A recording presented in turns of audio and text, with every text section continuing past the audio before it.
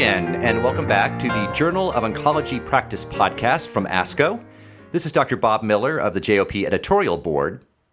Today we're going to be talking about an ethics vignette in the September JOP issue entitled Ethics of Ongoing Cancer Care for Patients Making Risky Decisions.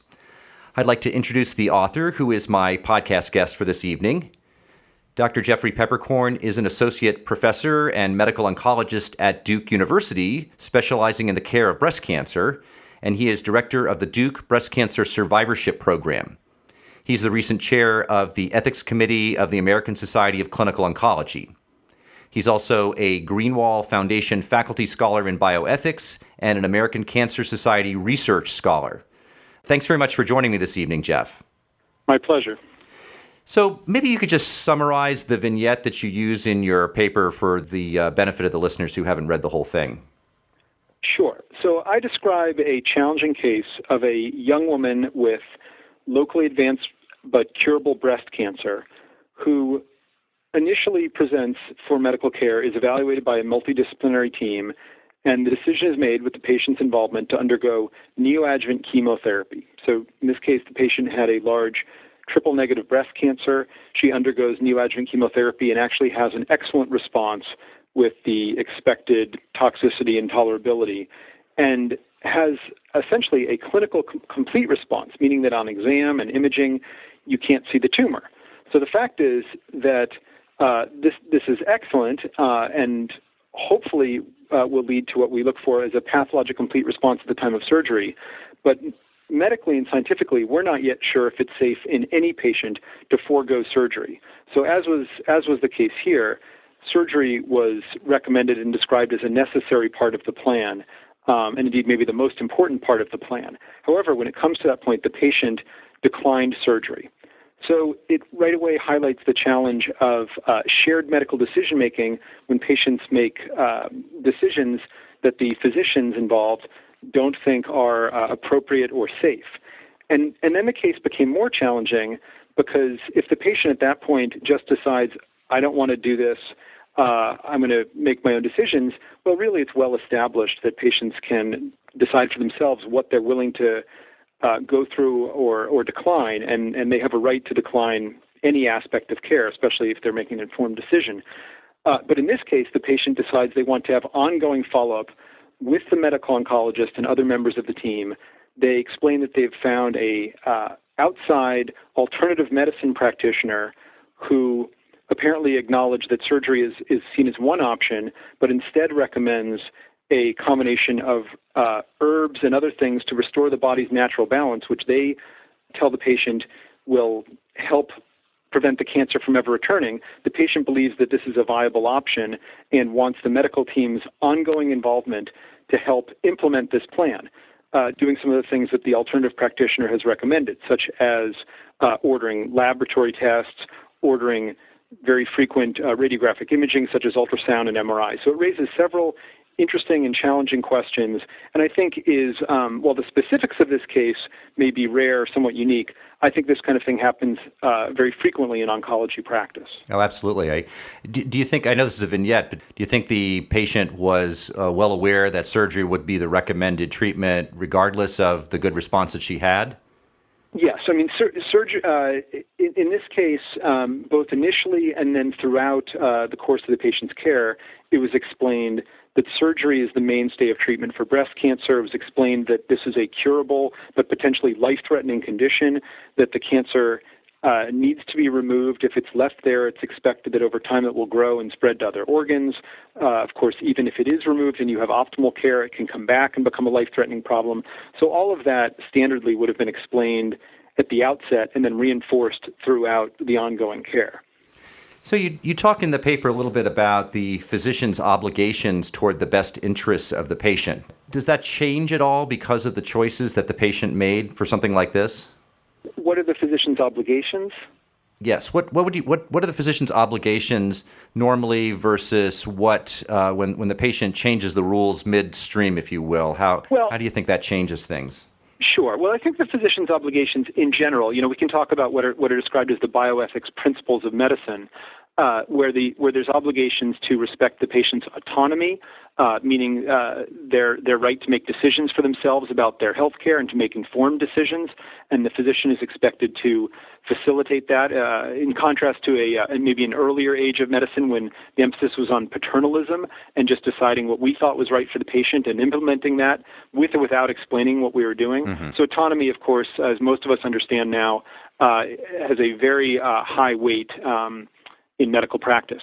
But there's other obligations as well. There's the principle of beneficence, our obligation to try to help the situation and improve the patient's outcome, our obligation for non-maleficence, to avoid doing harm, not do things that we believe will be harmful to the patient.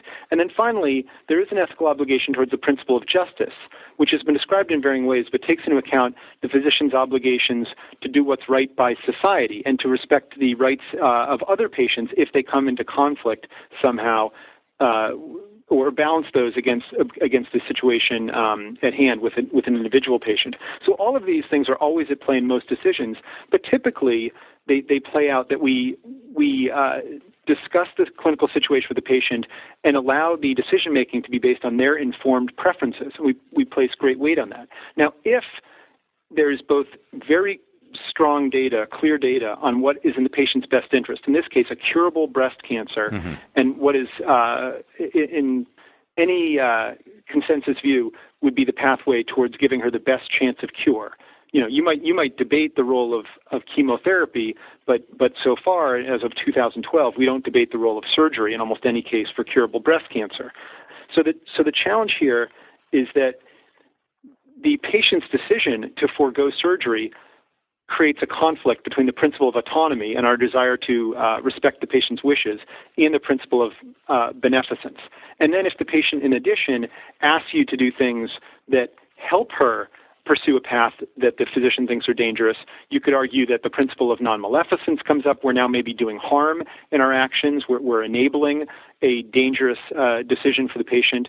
And then somewhere along the line, if we're asked and we would consider implementing lots of tests that are not otherwise medically indicated, then the principle of justice comes up, and are we using resources wisely and effectively? I see. I wasn't sure how justice was going to play into this one, but I think you clarified it. So going back to the question of the non-maleficence, what if the patient is asking you to do things that I don't think anyone would deem as harmful, some homeopathic therapy, or again, recognizing she's not accepting the standard surgical approach, but is that any different than if she insisted that you allow her port to be accessed to some type of infusions? Right. Well, certainly I should say that these are opinions. Usually in the world of ethics, there's no hard right and wrong answers. But in my opinion, giving her any kind of intervention that you believe is going to be ineffective, I'm not sure if that goes along with non-maleficence, because you may not believe it's doing harm unless you hold it out as a viable alternative. If the patient believes that this is something that you as a specialist in cancer care are willing to do as an alternative, then I think on some level you are harming the patient by potentially depriving her of beneficial therapy. Now, I need to be clear. It's as I said earlier, it's well within the patient's right to decline any aspect of her care. She can go through 3 cycles of chemo and say, that's it, I'm done. She can say no to surgery. Nobody disputes that. It's the tension and the challenge becomes, what happens after that if the patient wishes to remain in your care, is continuing to come to you as a clinician and ask for care? What are your obligations in that setting? So I think you talk a little bit about the potential risks and benefits of ongoing care. You used a very good example about, say, the patient with DCIS who declines adjuvant tamoxifen, or at the other end of the spectrum, the patient with metastatic breast cancer where cure is not an expectation, who declines certain therapies. How is a case like this different from those situations? Right. Well, I'm not even sure we should call them extremes, because those are very common situations. Right. But in situations where there's essentially the patient is likely to have an excellent outcome no matter what you do, which is, I think, generally true of DCIS, then we're obligated actually to present the evidence for our interventions and explain what the possible consequences are and how they lower the risk. Tamoxifen, for example, which cuts the risk of cancer recurrence or of a second primary. But the overall outcome is excellent, usually whether a patient takes tamoxifen or not. So the absolute benefit may be in the order of 4 or 5%, but that's against the baseline risk of an event of something in the order of 10 to 15%. So for a patient to forego that, they still have an excellent prognosis, and I think the stakes are quite different, and I think most of us would feel very comfortable continuing to see that patient, continuing to give them whatever care they would accept, and certainly doing ongoing standard monitoring.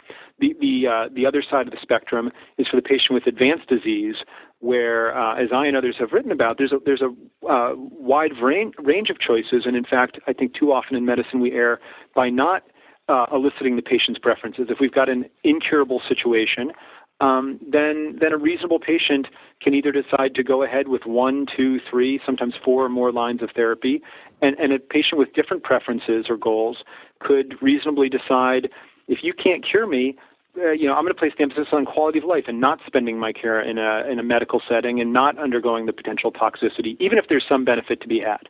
It's quite different if you take a patient such as this one who has a curable disease, it's a curable setting, and by declining the intervention, it's basically a life-threatening move. In this case, for a young woman, she's potentially, and we would, to the best of our knowledge, think potentially depriving herself of decades of good health.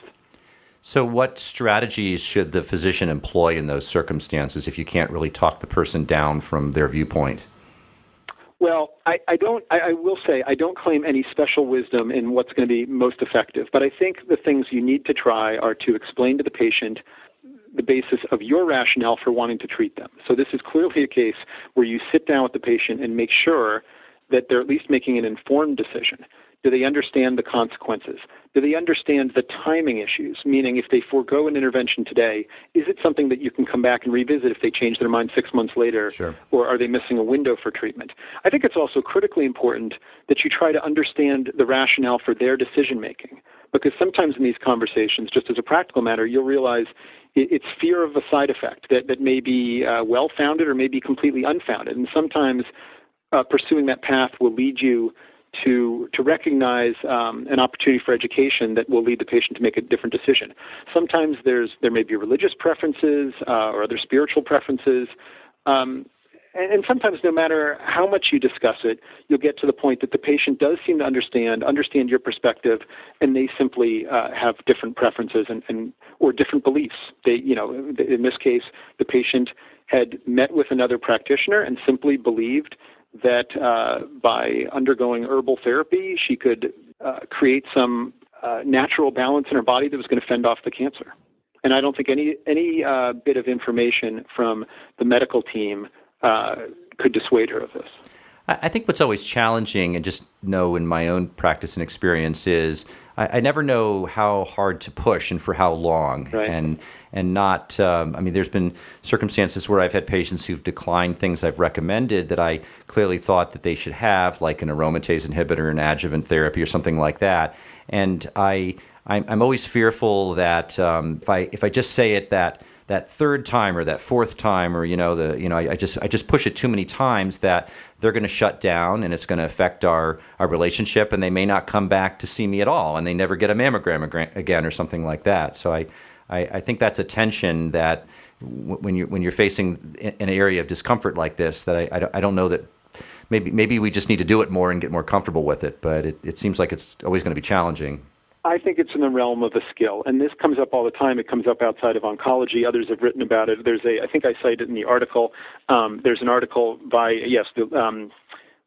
Dr. Simon, an emergency room physician, on refusal of care, who explains the process and obviously often a more acute setting, you're in the emergency room, and at least the effort to negotiate care with the patient will sometimes lead to better outcomes, and certainly the effort to understand where they're coming from. To see if you can't reach a point of mutual understanding that will be beneficial to them. So going back to the question of justice and the issue of ordering tests and procedures, I think, again, it's often challenging to know where to draw the line. When a patient says, can't you just do a blood count? I just want to know that this, whatever I'm taking, is helping my anemia. That's so simple. We do CBCs all the time, and it's, of course, right, a lot harder when they're asking for some exotic mineral level or something that wouldn't be typically within the realm of practice. But is there really a difference, or am I just sort of making myself feel better when I order the CBC just because someone twists my arm to do it. Well, I think personally in my own practice, I feel the same way. If I can justify it, because maybe it's not exactly the reason that they're asking me to order it, but if there's another good reason to order it, then certainly I can both make myself feel better, maybe it's part of negotiating with the patient in a way and sort of trying to meet them halfway, and that might help them gain or build trust that might help them make a good decision for themselves later. So I think you can justify it on many levels, particularly if there is another medical reason to do the test. If there's really no medical reason that you otherwise have to do the test, then I think there's multiple problems. I mean, I do think we need to be, our licenses are there because we're supposed to be practicing appropriate medical care, and whether they're getting advice from another practitioner or not, if a patient comes in and requests a test that's not medically indicated, I think it's really our job to explain to them why not and to hold the line in almost all circumstances. I do think there's the additional challenge if they're going down a path of care that you actually believe is dangerous for them. I do worry about the potential to facilitate that. And I don't think I don't have to claim any special wisdom here, but I think you need to at least recognize that as one possible outcome from your actions. So if you think that they're making a bad decision for themselves and you think that they're putting themselves at risk, then you need to ask yourself, is ordering this test going to maybe help build my relationship with the patient, in some ways ensure their safety and maybe lead to better outcomes, or am I in fact facilitating a plan of care that's dangerous for them? And they may pursue it anyway, but at least let me do no harm and not participate in that. And I think it really has to be addressed on a case-by-case basis. That reminds me of, I remember one of my psychiatry professors from medical school who used to say when we were dealing with patients with schizophrenia, no collusion with the delusion. So exactly. I think that I could see where it's a very slippery slope when you say, okay, you can do the herbal therapies. I don't believe in them, but I'll continue to treat you. But the next step is you order the CBC because, like we said a moment ago, that's no big deal. We're ordering CBCs anyway. And then before you know it, whereas the patient may have understood you not in favor of this course of action 2 months ago, if they've been seeing you every 2 weeks and you're just going along with it, I would worry that then they would assume that's tacit approval. Exactly. Are the ethical issues any different if the therapy is complementary as opposed to alternative? So if the patient says, look, I'm going to have surgery, but I'm going to do these other things too, because, we certainly know that, what is the number? 30, 40% of our patients, many oncology practices do this. Are those ethical challenges any different than this vignette? Right. Well, in the data I found that I cite in the study was that 40 to 66%, so up to 2/3 of patients, at least with breast cancer, reporting using complementary therapy at some time. So certainly, if we refuse to get involved in any patient doing that, we're probably doing patients on the whole a great disservice. The question again comes down to the particular cases and what's the nature of complementary therapy. If they're going along with standard therapy and they're taking coenzyme Q10 or I'm trying to think what are the other common things I hear from my patients. SCA. Well, yeah, anything else that you believe is either at worst inert or hopefully harmless, then I don't think you need to deal with the situation any differently. I think, ideally you try to figure out everything that your patient is on and make sure that it's not interacting in any way with your current plan of care. If it comes up often patients will come in with lots of news articles or things off the internet, and I will typically, if I have time, I'll usually try to read through them, but I'm pretty careful to say I'm not an expert in most of those things. And I think some of the burden is on whoever is offering that to the patient to explain what its value is. But I try to be open-minded, first of all, and humble about what we do and don't know. But I don't generally think it raises the same level of concern if the patient is undergoing therapy that you think is beneficial and choosing to do something else that may or may not help. The problem and the conflict would arise if it was going to actually complicate or threaten their care. So there are some alternative therapies, such as mistletoe, that's still being explored right now, and there's some ongoing clinical trials. It's known to be an active substance, Some of these things, you can think of arsenic in leukemia, and where it proves to be beneficial in some cases. But if it's an active substance, then there's the potential for it actually causing harm. Maybe it drops their platelets or does something else. And I think you need to discuss that with your patients. And if you actually see stuff going on that's outside of the norm, or maybe toxicity from therapy, there is a place, as I mentioned in the article, for even saying, look, if you're going to pursue this path, I don't feel comfortable treating you this way anymore. I think this may be harmful to you. I'm comfortable with the risk-benefit trade-offs of say, toxic chemotherapy under normal circumstances, but if we're going to do something that might be augmenting the toxicity, I no longer feel comfortable. I think that's still, both good clinical practice and in keeping with your obligations to not do harm and try to help your patients. So do you think that a physician can ethically withdraw from the care of a patient like this if this impasse just cannot be resolved? And I don't mean abandonment, of course, that's not ever proper. But if it get to the relationship, just to use this specific example, that the physician is increasingly uncomfortable being asked to order tests that they don't believe in, feeling like they are colluding with the patient at some level. What about actual withdrawal or transfer of care? Is that something that should only be a last resort? Well, I think in general, it should probably be a last resort, just because, as I mentioned in the article, patients can change their mind. So I don't think it's fruitful or there's any obligation on us as physicians to have the same conversation for an hour once a week in a routine follow-up visit. But so it depends a little bit on the nature of what the patient's coming back for. But if the patient indicates, some patients will vote with their feet, and if you're not giving them what they want, they simply won't come back. But in the maybe rare case where a patient does what they want, they're not listening to the physician's advice, it's one of these most challenging situations like this, certainly not, a patient with advanced disease where the situation and the decision-making is quite different. But they keep coming back, let's say every 6 months, because while they're pursuing this path, they're either nervous or they want to keep leaning on the physician to order tests that will help them, or they want ongoing discussion, or maybe all of the above. I think as long as there's some legitimate value to the patient, that you can justify the medical care, such as ongoing conversations, I think it's reasonable, and I think there is some obligation to either meet with the patient or explain to them that if they don't feel comfortable with what you're doing or recommending, they should either get a second opinion or find another medical oncologist to discuss it with. Because, of course, and I think that's completely legitimate, trust is a huge part of medical care, all medical care, certainly so in oncology. And I think if it seems that trust has broken down, it's usually best for both parties for the patient to establish care elsewhere.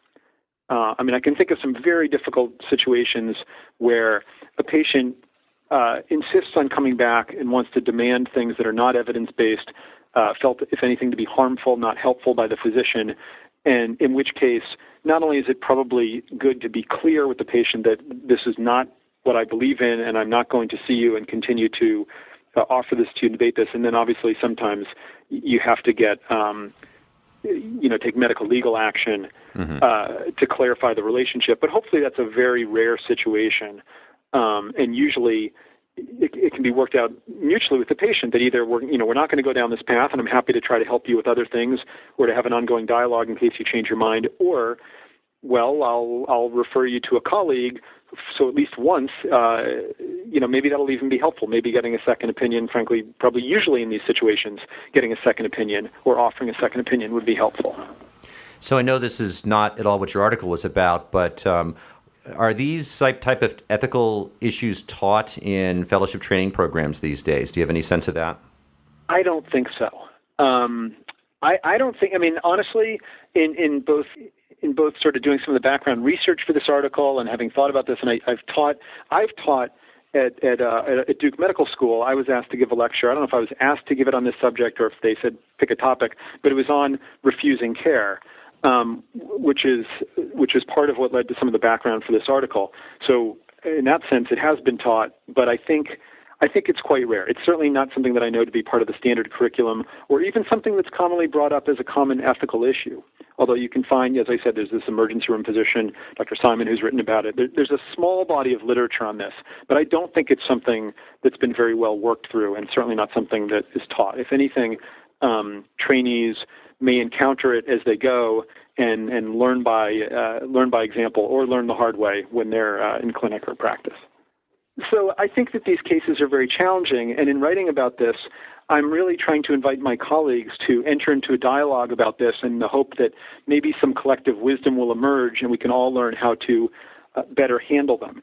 Certainly they have to be dealt with on a case-by-case basis, and I think creating any general rules for when patients and physicians disagree will be quite challenging. But there might be some principles that we can try to respect, such as, pointing out that giving pain medication is, I think, always part of our job as an oncologist and is something reasonable. And also, maybe most importantly, to note that we're under no obligation to give care or to facilitate a plan of care that we think is harmful to our patients.